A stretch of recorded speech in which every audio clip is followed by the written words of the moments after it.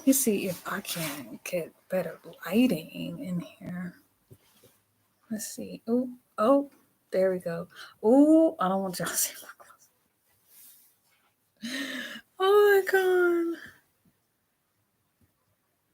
Let me see. Okay, there we go. I just had to turn around a little bit. Okay.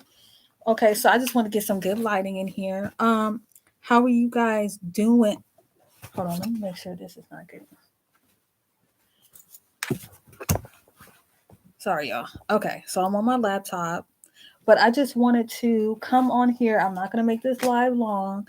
I just wanted to come on here and share my thoughts with y'all on Rosewater and everything. I'm going to talk really fast because I'm hungry. I just got off of work and I wanted to grab something to eat. And after, I want to wash my hair because my hair is itching because it's past wash day. Like, we're 3 days past wash day. So I'm going to make this really quick.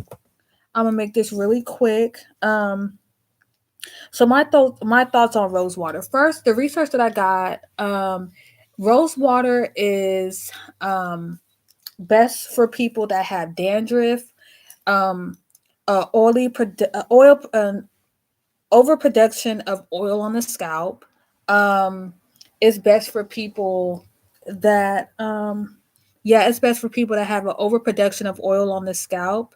Um, it's best for, I'm sorry, I'm just trying to, I'm trying to look like a little decent for the okay, there we go. But, you know, anyways, okay. Okay. Y'all, this at my job it's so hot, so my wigs get matted, and I hate that because I really like this wig. Anyways, let me stay focused. Okay. So rose water is good for people that have an oily scalp and that have dandruff. So so pretty much people that have this type of hair texture, really silky like, it's really, I wouldn't really recommend it for people that have afro type hair, um unless you have dandruff or an oily scalp, um because it could be really drying to the scalp and to the hair. You could be using it as a hair mist. I was reading and doing research that you could do it 2 to 3 times a week, as a mist or a rinse. So if you do it as a rinse, there is some people that will wash their hair with shampoo and then they'll get a bowl of rose water and they'll like dip their head in it and like soak their hair and they'll do it like a rinse like that and then they'll rinse it out and then do their conditioner. Um, I mean, that's cool, but I feel like if you have like afro hair, I really wouldn't like do it because again, it could be really drying. I mean, it has this really good properties as far as like now this is just for scalp care. Like I haven't even really tapped into like the hair care part of it, but like for scalp care, I mean there is hair care that I have, but it's mostly scalp care that I did research on. Um because like that's what I was using it for. I was using it for scalp care, and it's a good anti-inflammatory, antimicrobial, which means it is good for like taking care of bacteria, inflammation, and stuff like that. Um, but that's it. It doesn't hold like I was saying on my Instagram, and you can go back and watch my Instagram. Um, lowercase, even though y'all know we don't do lowercase, GODS_chosen_hair care. Y'all can go watch my 10 minute, my like 11 minute, 12 minute live over there. Um, about what I was saying over there is it doesn't hold the same ingredients and the same properties as shampoo. It should never take the place of your shampoo. Um, rose water is a good is a good like fix, not even fix. It's a good like alternative, until you can wash your hair again. However, with that being said, I'm gonna tread lightly because I don't want anyone getting confused. So, um, if you wash your hair on April 1st and you have braids in and you're trying to go a month with your braids, okay, that first week your hair gonna be cool. But because you wash your hair once a month, your scalp may not start giving you, because what I was saying on my Instagram is your hair, in order to get a good hair growth pattern, your hair needs a routine. Your hair and your scalp need a good routine. And that's what makes a good hair care regimen. When you put your hair and your scalp on a routine. So if you are used if your scalp and your hair is used to getting washed once a I'm losing my light. Oh my god! And it's because it's raining over here in Northern California, so I'm losing my light. Oh my god, y'all! I'm so sorry. Like it's raining. I wish I can show y'all, but I can't flip the camera. It's raining so hard. Hold on. Let me see. I'm sorry. I just got really distracted. Hold on. Let me see if I can show y'all real quick. Um, but if your hair and scalp are used to getting washed once a month, then your scalp is going to send you a signal that y'all can hold on. Can y'all see it? Can y'all see the thing? Oh, y'all really can't see it. Hold on. You can kind of hear it though. Okay, okay. Um, y'all, and I really hope the signal isn't messing up because it's looking cool on my end. But watch when I go back and watch the replay, it's all probably getting all staticky and stuff. Anyways, um, so y'all, so excuse the lighting. I'm so sorry. Hold on, let me see if I can turn my bedroom light on. That usually helps. Okay, just a little bit. We can get. Oh wait, maybe I can go with my. I'm sorry, y'all.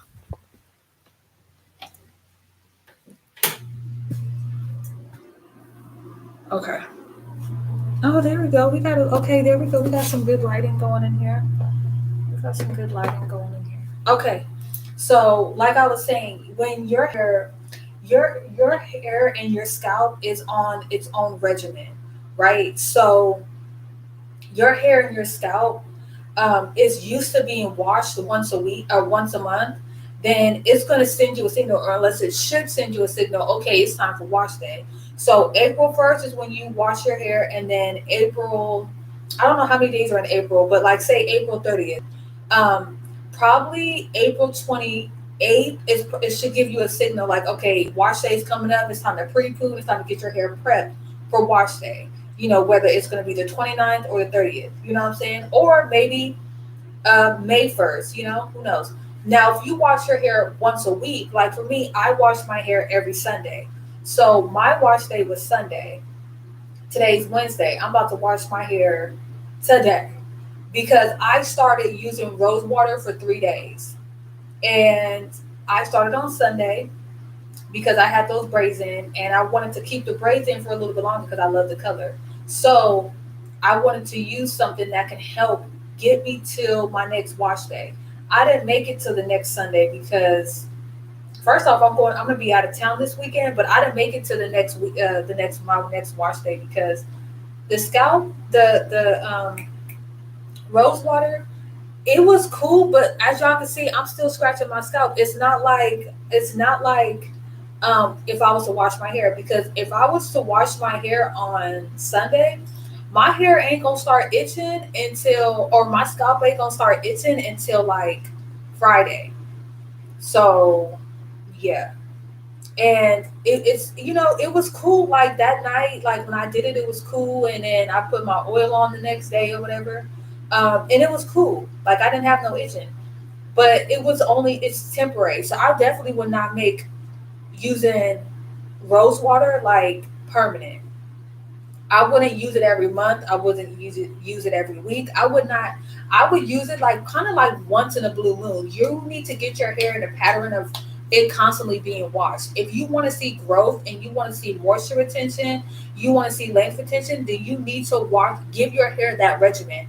Your hair needs to be washed. Your hair needs to be washed. Your hair needs to be washed, whether it's once a week, once a month. Your hair needs to feel that pattern. You know what I'm saying? So, um, and it's not a problem to wash your hair once a week, once every 2 weeks, once a month. Especially my once a month people. That's not a problem. But that's coming for a different life. But if you go 2 months or 3 months and beyond that without washing your hair, you need to stop doing that because your hair will not grow. And let me tell you, I'm sorry, I take that back. Your hair will grow, but it will grow. You will not retain length. That's what I'm trying to say. You will not have moisture retention or length retention, and your hair will be breaking off. You will be experiencing breakage. But that's for another live that I'm going to talk about proper wash routines, proper moisture and length retention routines, to gain length, to gain moisture. Also, too, I will be trying to book an appointment for next month to go back to my hairstylist so she can look at my hair since I got my trim and to make sure I'm still on a good pattern and I don't have any, split ends and stuff like that, and I don't need to go in for an updated trim. Um, but I'm just gonna leave it here for I'm just gonna leave it here. All my thoughts on rose water. So again, I'm not saying rose water is bad. I'm not saying rose water, you shouldn't use it, but I would definitely just leave it for the people that have dandruff, an overproduction of oil on their scalp. Because let me tell you, those people that have that problem, they're gonna find rose water useful. It holds the same properties as tea tree oil, and I talked about that on my Instagram live. I'm gonna go more into detail about it tomorrow because I'm gonna do a live again tomorrow and talk more about it. Um, but if you don't have those type of scalp conditions, then rose water really isn't gonna give you that benefit. Like, and I was thinking about, okay, well, maybe I was going to try like washing my hair, and then like when it's time to wash my hair again, maybe that Friday do it. But it's like it's just going to be in reverse, and we're still going to be in the same place where I'm at right now. So I would not substitute rose water in place of your shampoo, period. I would not go a month using rose water. I would not go a week using rose water. If you wash your hair once a week, you should be and say you have braids in and you're trying to go maybe. Another thing too is, um with that being said, is when you have braids in and you braid your hair and say a week later you're starting to see new growth coming in and your hair is starting to come out of the braid and it's time to take those braids out. That means your hair is growing very fast, because that's where a lot of naturals and afro girls go having alopecia and stuff like that, because they be like, "Oh, my hair growing in, I got so much new growth." Take those braids out and get them redone. Let me tell you something. If you spend $200 on those braids and you're trying to go the longest you can, you need to take note of that. If your hair grows back super fast, then I would say try to learn how to braid your hair yourself. If not, try to learn how to do wigs, try to learn how to do braids, learn how to do two-strand twists in your hair.